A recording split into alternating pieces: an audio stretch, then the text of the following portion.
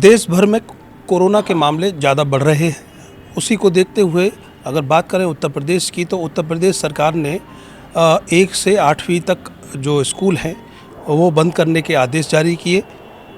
कहीं ना कहीं शिक्षा का जो हाल हुआ 2020 में, वो 2021 में ना हो, इसके लिए तमाम संगठन कोशिश कर रहे हैं कि उत्तर प्रदेश सरकार से कुछ जो बातें हैं वो मनवाई जाएं।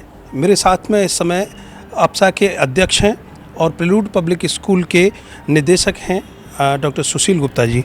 सर, सबसे पहले तो आपका स्वागत है। धन्यवाद करतार भाई। मैं डॉक्टर सुशील गुप्ता, अध्यक्ष एसोसिएशन ऑफ प्रोग्रेसिव स्कूल्स, निदेशक प्रिल्यूड पब्लिक स्कूल। मेरा सवाल पहला ये है कि सर, क्योंकि कोविड बढ़ रहा है, आगरा की अगर बात करें तो रोज़ाना का रेशियो 60, 70, 80 पेशेंट का निकल के आ रहा है। उत्तर प्रदेश सरकार ने स्कूलों को बंद करके रखा है, तो कैसा हालात देखते हैं शिक्षा को लेकर? कैसे हालात बन रहे हैं? क्योंकि 2020 शून्य हो गया, अब 2021 अगर शून्य होगा तो कहीं ना कहीं भविष्य बच्चों का ख़राब होगा। स्कूल्स के जो संचालक हैं उनकी भी हालत ख़राब होगी। कैसे देख रहे हैं? आपने बिल्कुल सही कहा करतार जी।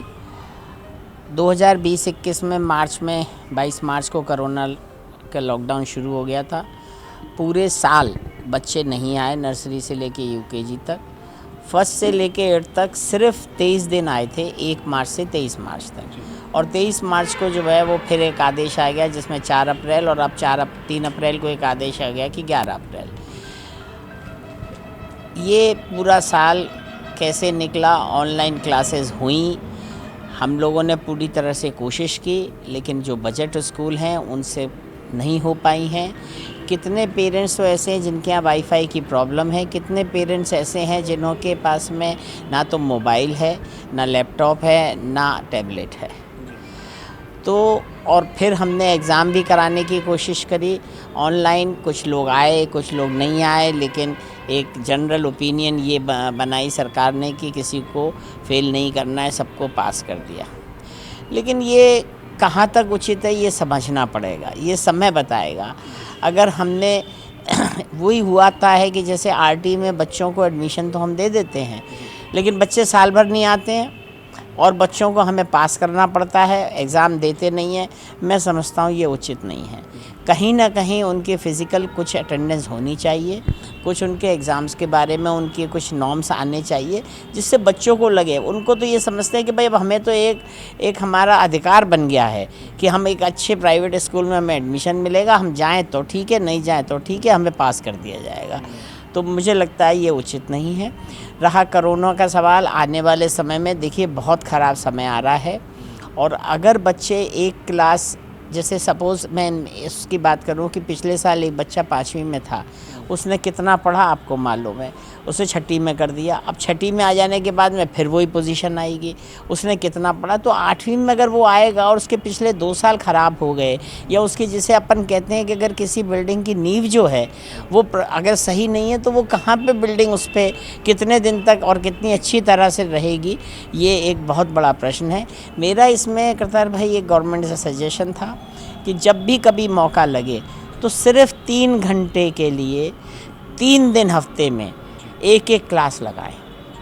मतलब एक बच्चे को सिर्फ 3 घंटे के लिए 3 दिन आना है और उसमें आए, उसके घर में जो कुंठा हो रही है, जो घर में उसको घुटन हो रही है, जो वो ऑनलाइन क्लासेस प्रॉपर नहीं ज्वाइन कर पा रहा है, हर स्कूल वाला प्रॉपर उसके SOPs को माने और पेरेंट्स कोऑपरेट करें, तो मैं समझता हूँ इससे ज़मीन आसमान का फ़र्क पड़ जाएगा।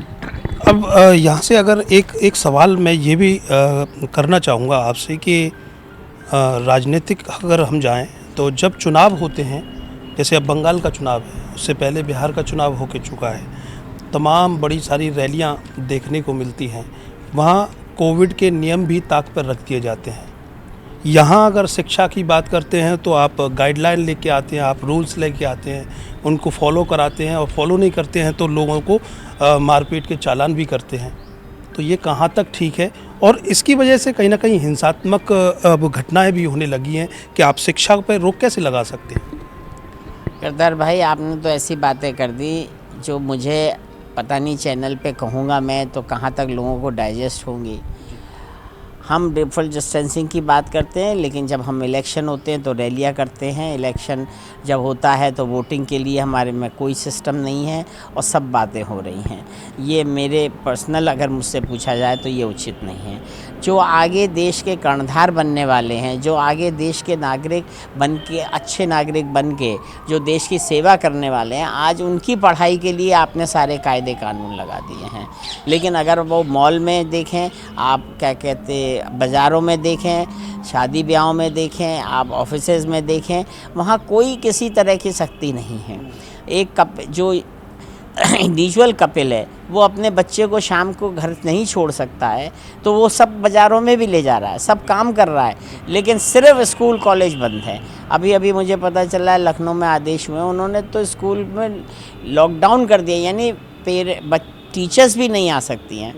बहुत सही लिया होगा, मैं ये नहीं कहता हूँ, लेकिन कई जगह तो कहता है भाई टीचर्स के घरों में प्रॉपर वाईफाई सिस्टम नहीं है, प्रॉपर जो है वो ऑनलाइन पढ़ाने के उनके पास में चीज़ें नहीं हैं। हम लोग उनको बुला के स्कूल से बुला रहे थे, उनकी एक रेगुलर वो थी, हम उसको वॉच कर रहे थे।